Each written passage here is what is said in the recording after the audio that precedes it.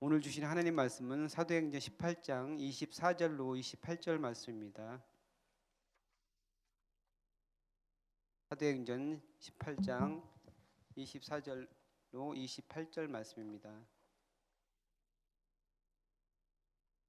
제가 받들어 읽겠습니다.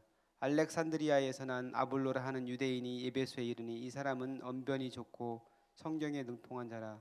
그가 일찍이 주의 도를 배워 열심으로 예수에 관한 것을 자세히 말하며 가르치나 요한의 세례만 알따름이라. 그가 회당에서 담대히 말하기 시작하거늘 브리스길라와 아굴라가 듣고 데려다가 하나님의 도를 더 정확하게 풀어 이르더라.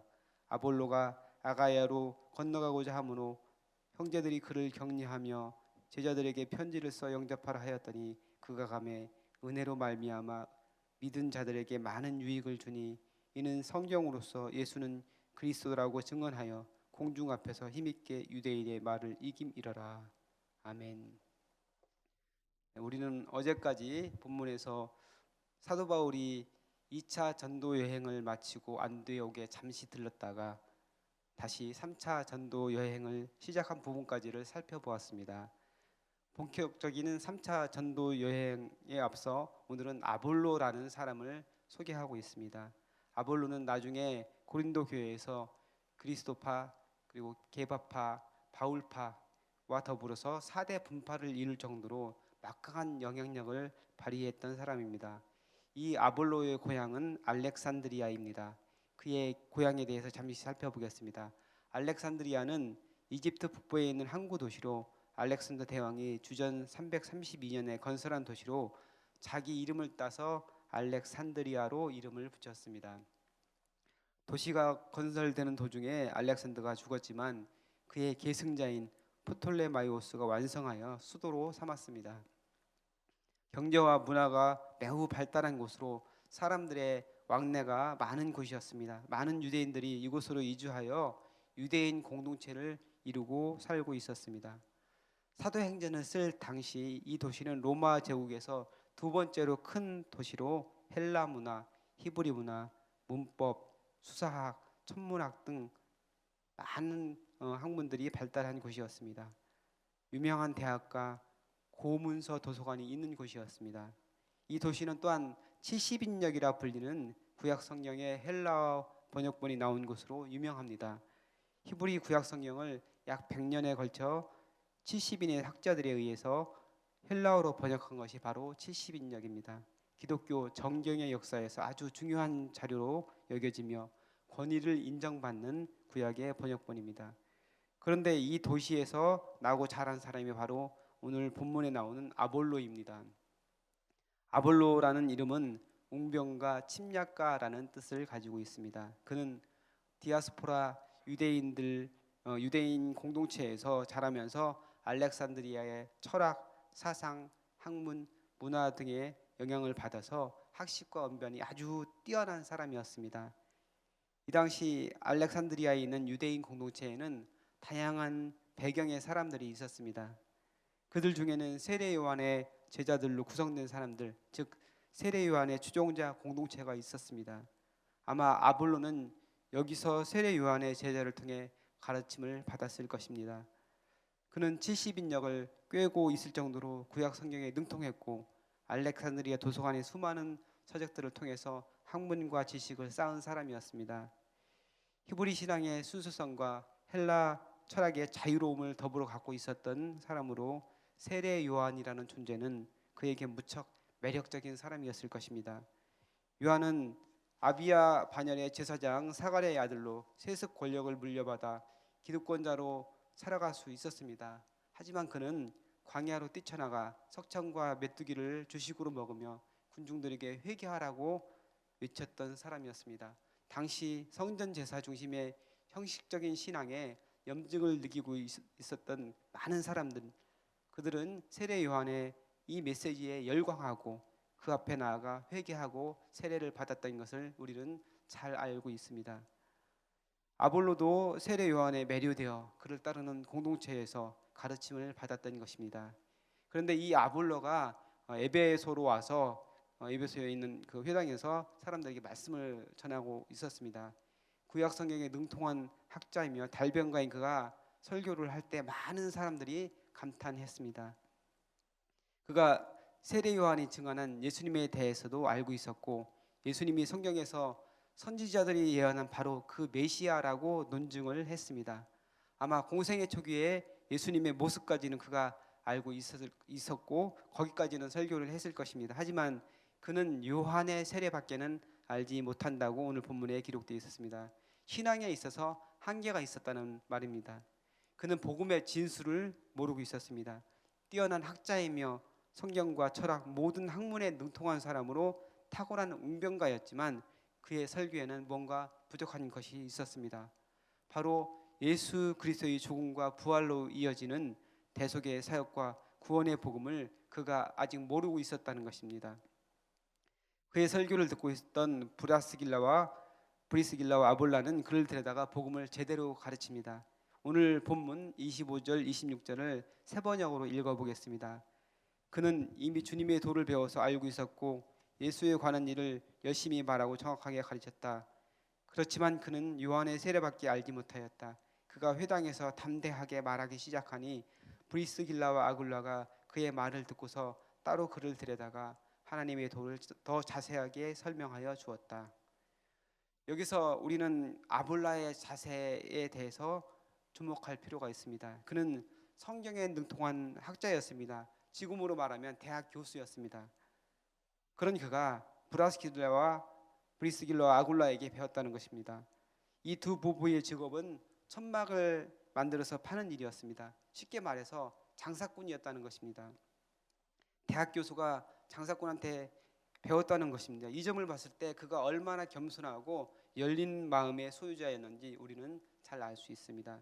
자기가 그동안 배우고 알았던 그 내용이 진리의 복음 앞에서 부족한 것이라는 것을 알고 그것을 받아들입니다. 그것을 전하는 사람이 비록 천막을 만들어 파는 장사꾼일지라도 그 말씀의 권위에 순종하고 기꺼이 받아들입니다. 그들이 비록 말이 어눌하고 자신처럼 학식이 뛰어나지는 않았지만 그들이 전하는 예수 그리스도의 생명과 진리의 말씀 앞에 압도되어 마음 깊이 그것을 새깁니다.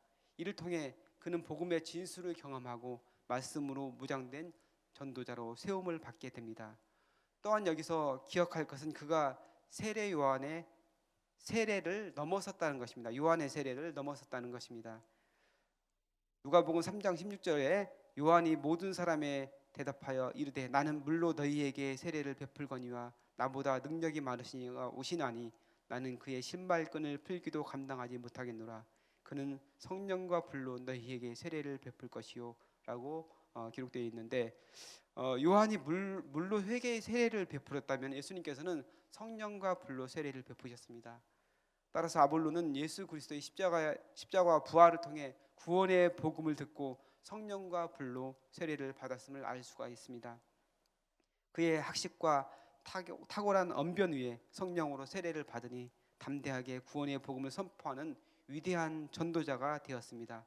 유대인들과 논리로 싸워 이길 수 있는 탁월한 변증가로 새롭게 세워지게 된 것입니다. 아볼로가 천막을 만드는 사람인 브리스길라와 아볼라 이 부부의 말을 받아들이고 그들에게 배울 수 있었던 것은 그가 겸손의 사람이기 때문이기도 했지만 또 다른 무엇인가가 그들에게 있었기 때문입니다. 그들에게서 풍기는 예수님의 향기 때문이었습니다. 그들의 신앙 인격이 지금까지 아볼로가 만난 그 수많은 사람들, 아볼로가 경험했던 그 많은 사람들과는 다른 것이었습니다. 아마 브리스길라와 아굴라 부부는 아볼로를 데려다가 단순하게 복음만 가르치지는 않았을 것입니다. 자신들이 어떻게 예수님을 만나고 믿게 되었는지 그것을 간증했을 것입니다. 자신들이 경험한 예수님을 감격스럽게 전했을 것입니다.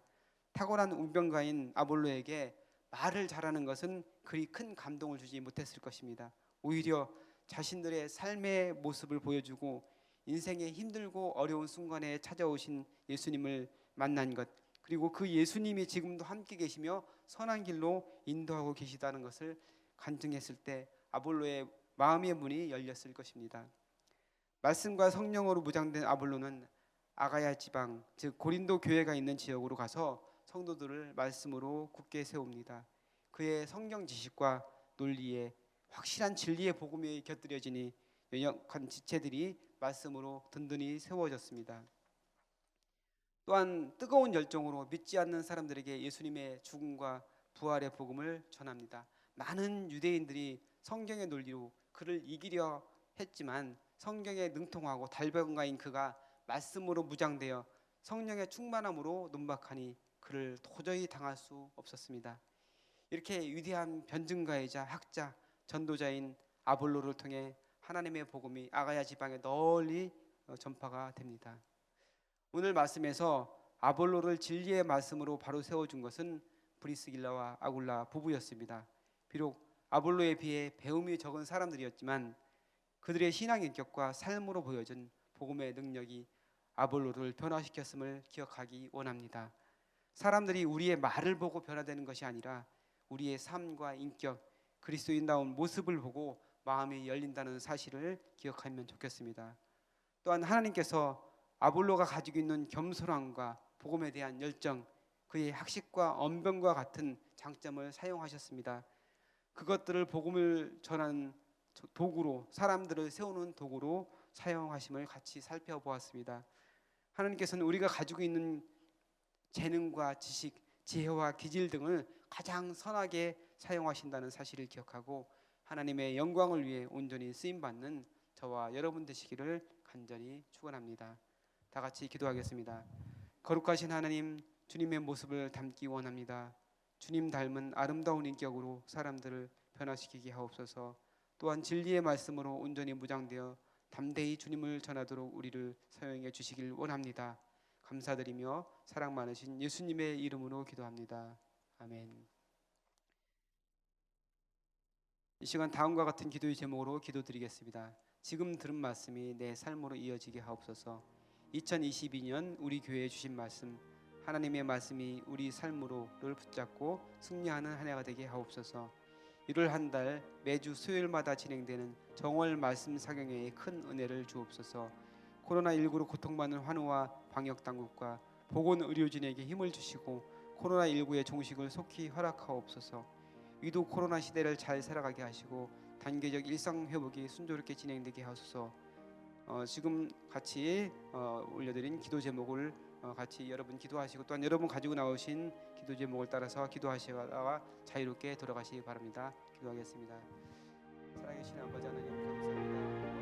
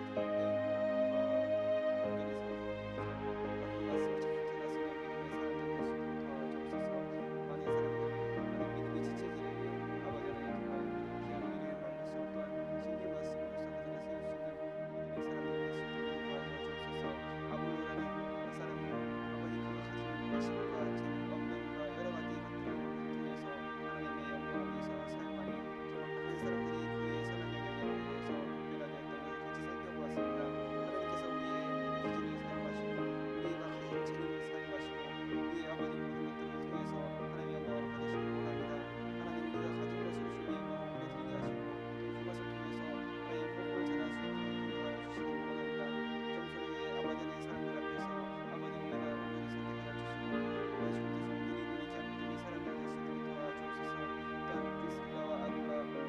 말씀을 통해서 함께 담게 하시고 아볼로라는 사람이 인생을 통해서 어떤 사람이 얼마나 말씀